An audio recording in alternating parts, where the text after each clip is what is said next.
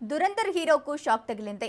ఫర్హాన్ అఖ్తర్ దర్శకత్వం వహిస్తున్న don 3 cinema నుంచి తప్పుకోనందుకు గాను రణ్వీర్ సింగ్ ను నిషేధించినట్లు federation of western India cine employees ప్రకటించింది. 2023లో డాన్ సిరీస్ లో కొత్త సినిమా కోసం రణ్వీర్ సింగ్ ను ఎంపిక చేశారు. చివరి నిమిషంలో ఆ సినిమా నుంచి తప్పుకోవడంతో నిర్మాతకు 40 కోట్ల నష్టం వాటిల్లిందని ఫర్హాన్ అఖ్తర్ గతంలో తెలిపారు. ఈ నేపథ్యంలో ఆయనపై నిషేధం విధిస్తున్నామని, ఏ సినిమాల్లోకి తీసుకోవద్దని FWICE ప్రకటించింది.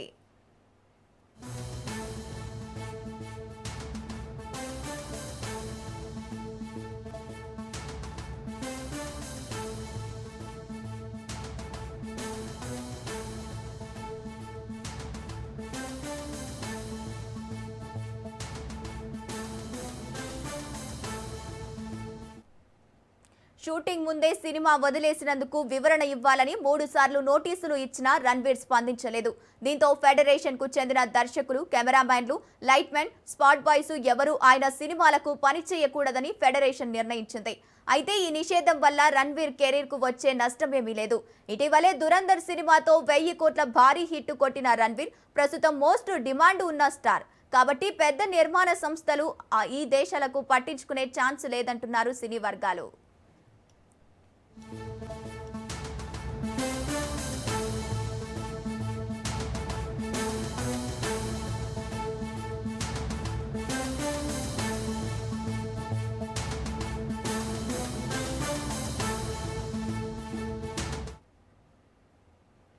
ఈ వివాదానికి బీజం 2023 ఆగస్టులో పడింది.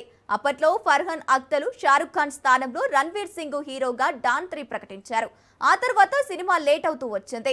రణ్వీర్ సింగ్ కు మార్షల్ ఆర్ట్స్ శిక్షణ కోసం సమయం కావాల్సి రావడం, అలాగే ఫర్హాన్ అఖ్తర్ తన నటిస్తున్న సినిమాతో బిజీగా ఉండటంతో సినిమా ఆలస్యమైంది. దీంతో 2026 జనవరిలో ప్రారంభం కావాల్సిన సినిమా టైంకు మొదలవ్వలేదు. అదే టైంలో కథలో సింహ బూతులు ఎక్కువగా ఉన్నాయంటూ రణ్వీర్ మార్పులు కోరారు. దీంతో మేకర్స్ కు హీరోకు మధ్య అభిప్రాయ భేదాలొచ్చాయి.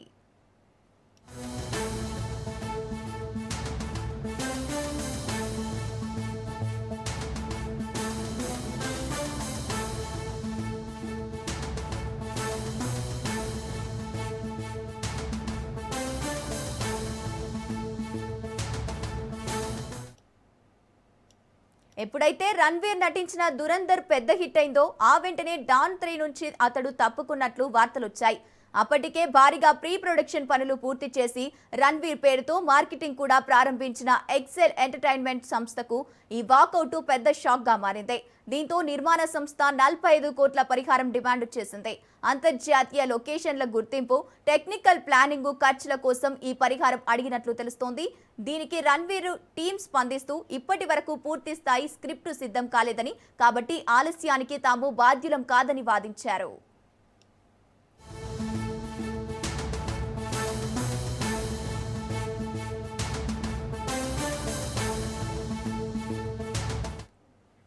బ్యాన్ ప్రకటనపై తాజాగా రణ్వీర్ సింగ్ టీం స్పందించింది.